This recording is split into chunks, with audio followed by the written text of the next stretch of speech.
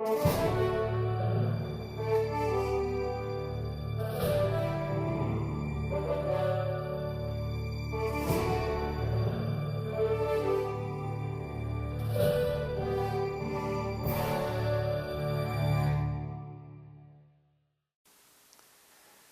back to Leadership Training Camp. In this lesson, I would like to talk about the power of daily goals.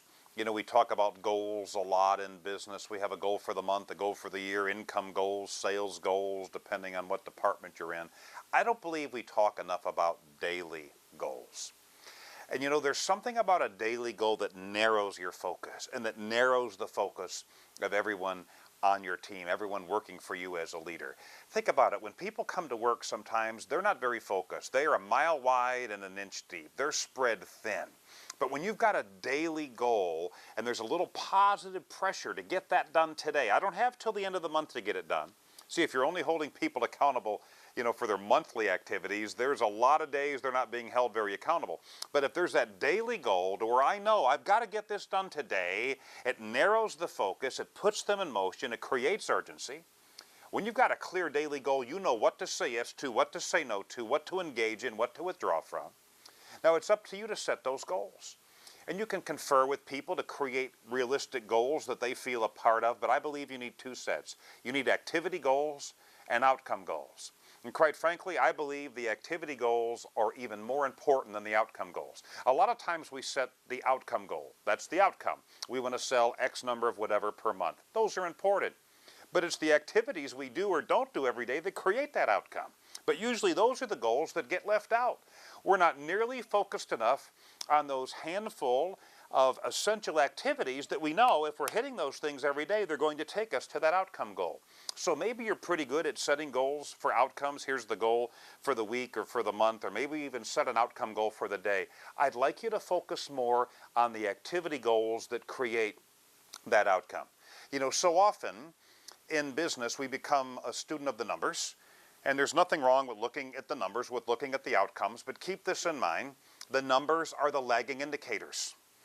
Okay, by the time they show up, it's a little bit late to do anything about them. I like to think about and would encourage you to become a student of behaviors, the activities that create the outcome, that create the numbers. Identify what they are in every department every day, make them clear, post them, talk about them during one-on-ones, hold people accountable for doing them. If you will focus people on the daily activity goals, you don't have to guess where the outcome goals are going to be.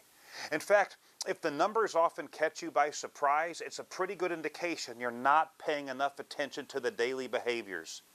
If you're managing those daily behaviors that you've created with your activity goals, then you can pretty well predict what the numbers are going to be like, because if they're the right behaviors and you and everyone else are executing them consistently, there's a predictable outcome, and it's going to be that outcome that you're wanting to move toward. So just evaluate your own activities. I mean, do you have daily goals for yourself? Do you have daily goals for your team? And if you don't, I'm going to suggest why you don't. Because if you leave it vague, then you don't have to hold yourself or anybody else accountable on a daily basis for not getting the job done. You know, this is very common.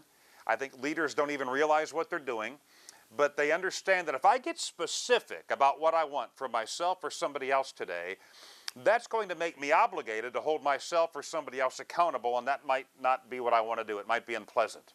But if I leave it vague and kind of general, I don't have to subject myself or anyone else to the unpleasantries of holding them accountable. Well, that is a strategy of surrender. Okay, that is the spineless way out. A strong leader stands for something, and he understands that if you want to make a day mean more, you're going to put a number on it.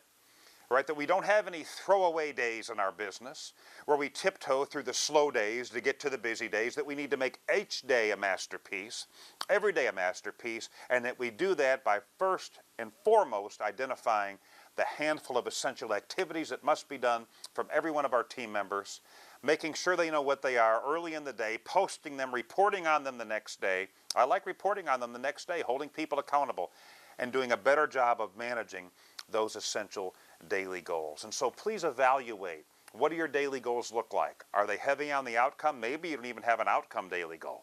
Well, that's a place to start, but you also need to focus on the activities. Narrow your focus